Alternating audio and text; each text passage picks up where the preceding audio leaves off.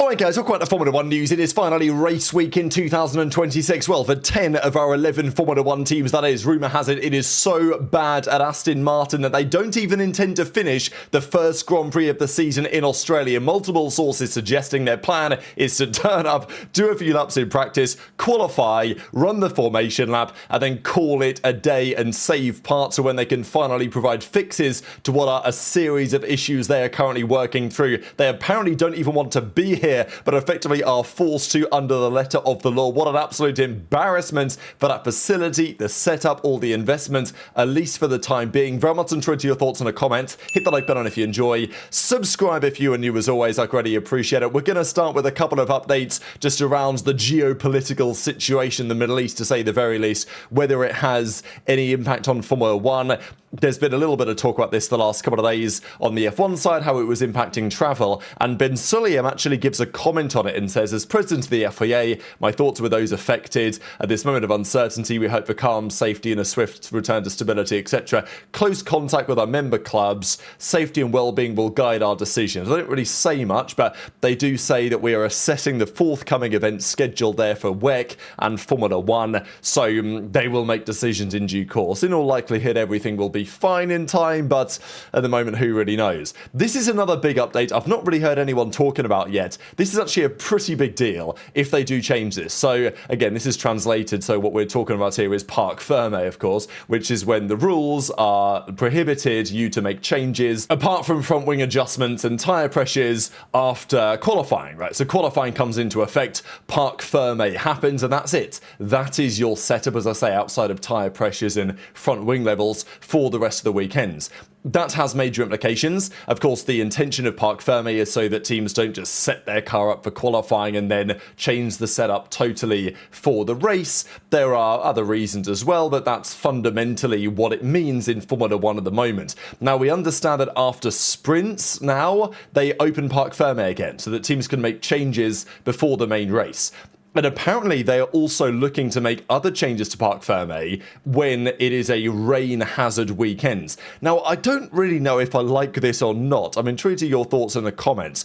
But apparently there is a rule now where if on a Sunday the rain risk is 40%, then it will be possible for the regulation to permit teams to adjust car setups for wet conditions without starting from the pit lane, which is never usually a thing. Traditionally, on a weekend that might be wet, the teams have to take some risk because they have to think, is it going to rain on Sunday? Let's say it's dry Saturday. Do we qualify on a wet setup with more downforce, which is slower on the Saturday but serves us better on the Sunday?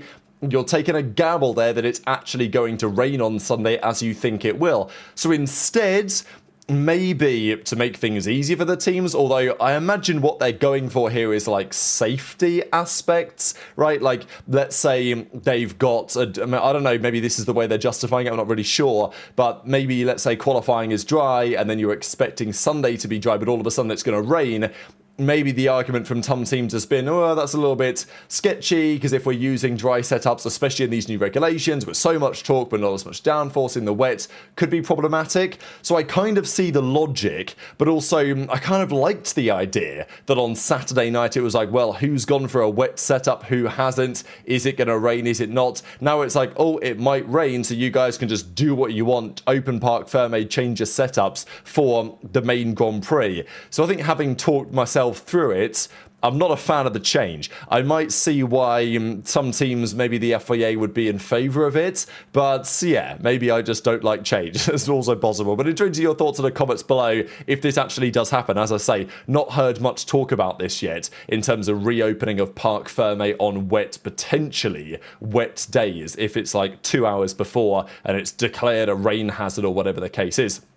This weekend in Australia will be Bert Mylander's 500th Grand Prix driving the safety car, which I thought was pretty remarkable. What a career he's had, leading a load of races, but not winning, not at least in Formula 1, not winning any technically yet. Crossing the line first on some occasions, for sure. He has won at the Nordschleife in another series too. I also wanted to give you guys a quick update on the fascinating Ferrari rear wing design, the inverted rear wing.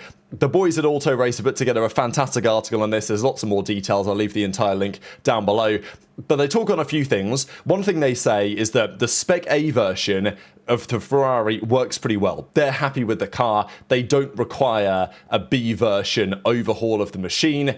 Ferrari believe that Mercedes are the favourites, and they are in second, slightly ahead of McLaren and Red Bull. So again, it depends who you ask. Most people have it Mercedes Ferrari. Basically, everyone has it Mercedes Ferrari. The question is, are Ferrari closer to Mercedes in first, or are they closer to McLaren or Red Bull in third? According to Auto Racer, it's more likely that Ferrari are seconds, but ahead of the chasers. And it is really a feeling that the Red Bull, McLaren, Ferrari and Mercedes will be way clear of the rest for this upcoming season.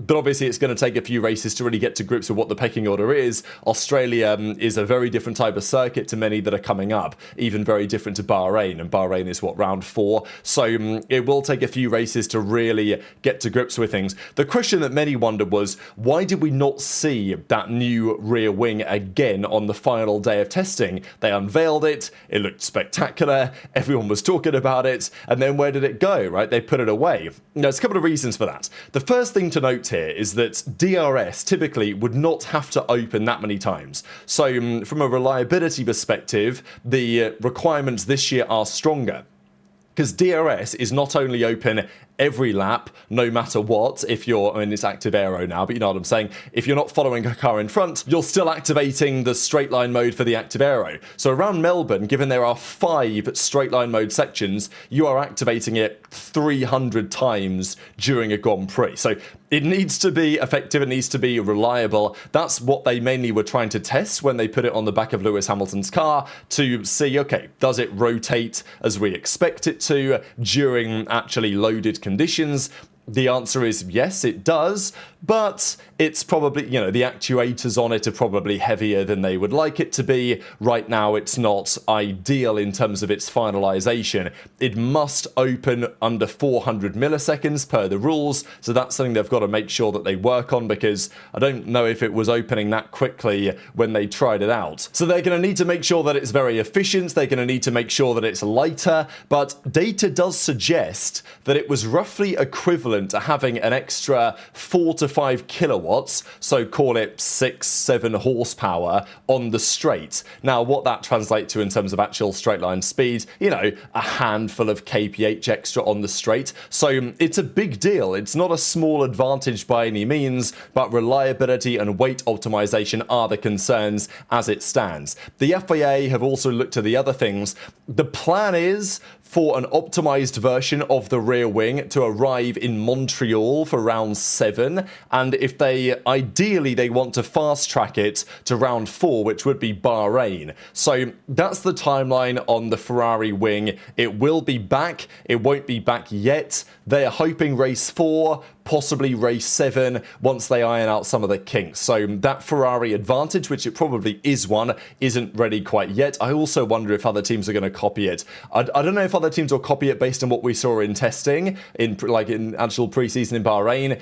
They may only decide to copy it as and when Ferrari properly show up with it for real, and it shows that it, 1, works, and maybe 2, gives them some substantial advantage. So that's the Ferrari drama in the update. The other quick piece is on Red Bull. We talked yesterday, Verstappen, after testing, not especially confident in Red Bull's competitive picture right at the top. Laurent Marquis says, we see Mercedes as the fastest team. We think Mercedes, Ferrari, McLaren are probably a fair bit faster than us. So again, every team is trying to play it down, but Marquis agrees with Max that there is work to do at the Red Bull camp.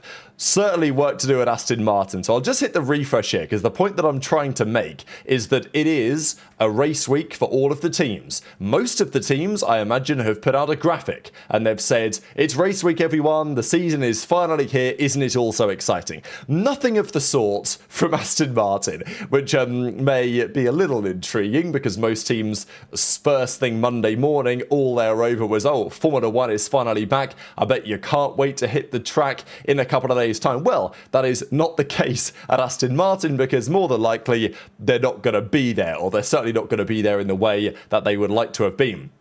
So these memes on the timeline were doing the rounds, and because of the following. So Motorsport Italia put out an article. The other side of motorsport.com, Autosport, they also put out an article suggesting the same thing, because I think we have seen before that even the Italian sides of these entities, they report differently to like the main entity itself. So just thought it was worth finding that, yeah, this is being quite widely reported now, not just from the Italian press. Breaking news, reports from Italy claim that Aston Martin's plan for the Melbourne race will be to run the formation lap and then retire after a few laps. This is due to a lack of spare parts from Honda following the issues in testing. They even considered not even competing, citing force majeure, but that would have run into some other complications. So, look, the article discusses the drama in detail.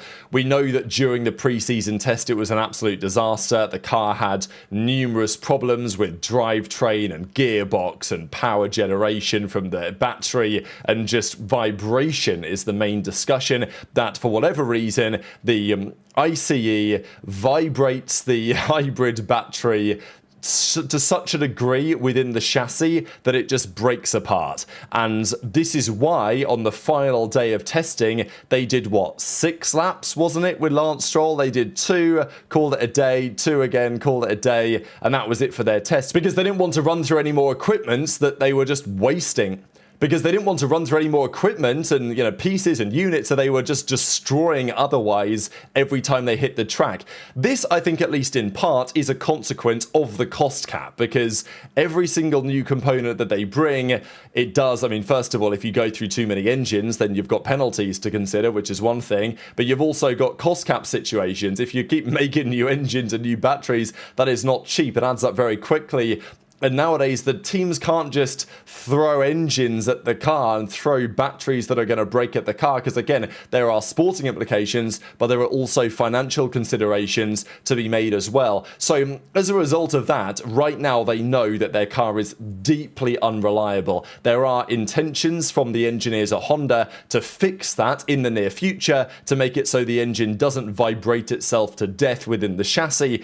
And Andy Cowley's in Japan to some degree for this exact purpose. But what it does mean is that Aston Martin have no chance of completing the first race.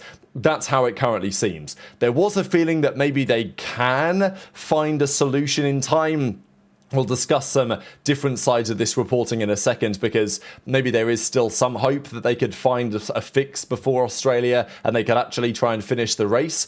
But it doesn't look likely. As far as most sources have suggested, they are intending maybe China and then certainly Japan, because obviously Honda will want to go well there. It would be very embarrassing if they don't. More embarrassing than this already is, you could argue. That's the plan. So for Australia, it's a challenge. But they thought of even skipping it, because they know they're not going to score any points. They're probably not going to even do anything in the race, and they don't want to break any more components until they have reliability fixes.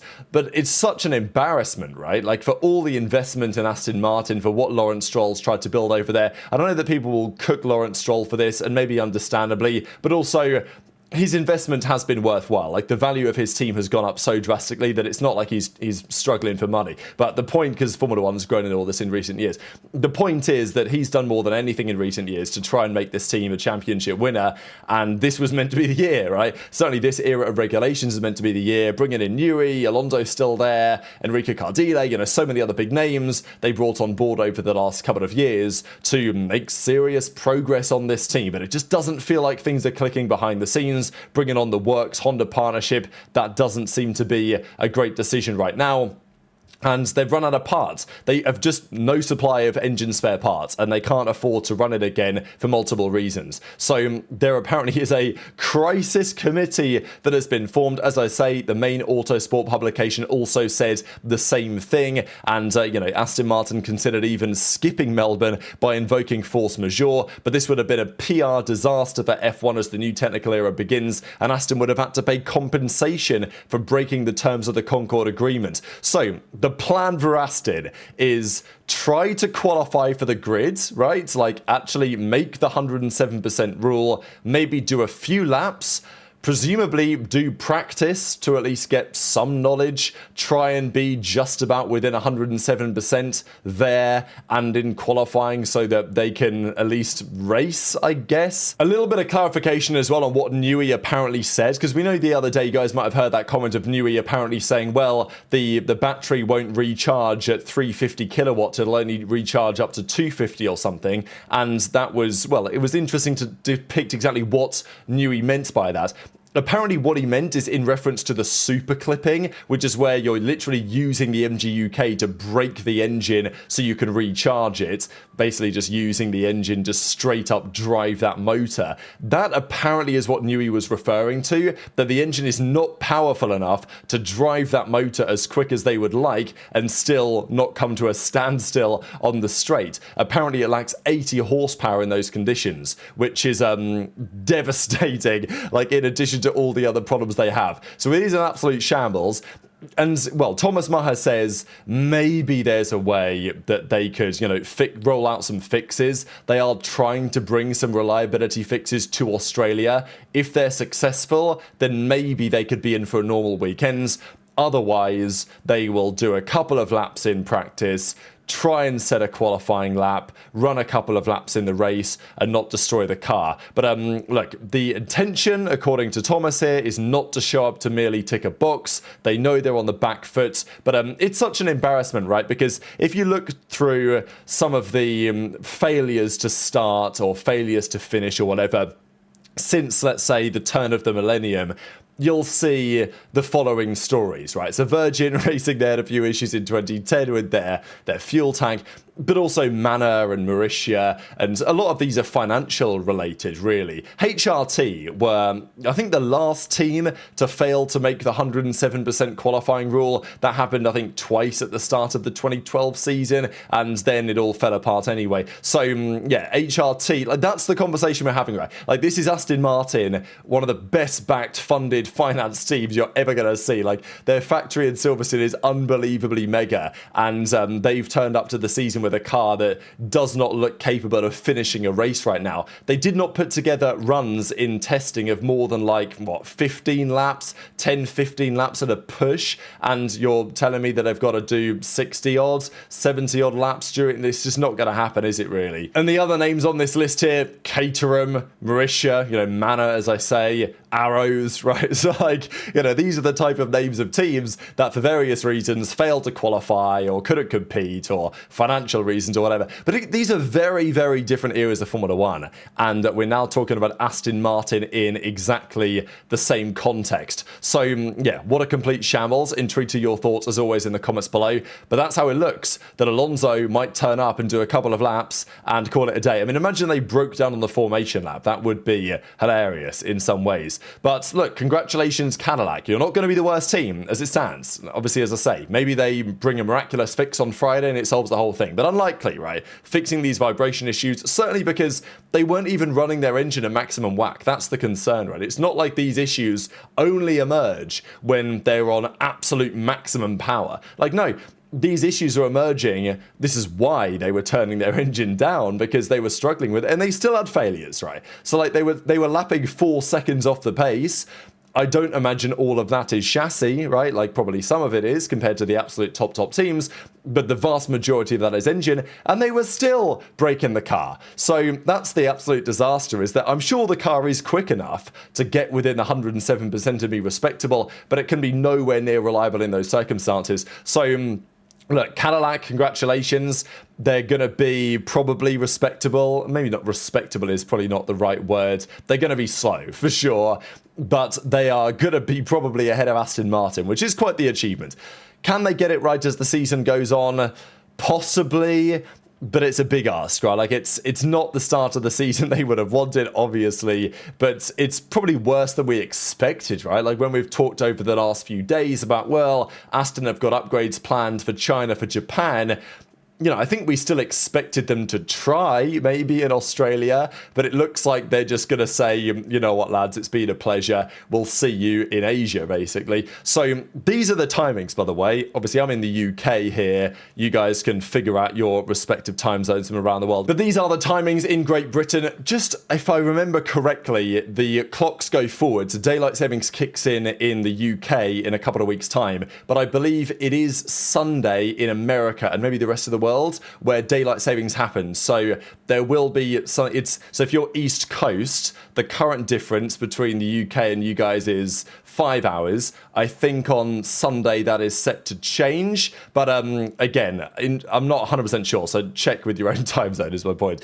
Regardless, these are the timings. It's an early one. It's a 4 a.m. race start on the Sunday, but it's probably going to be worth it with all the chaos that we're expecting. So very much interested in your thoughts in the comments. Hit the like button if you enjoyed. Subscribe if you're new. Take care, and I'll see you next time.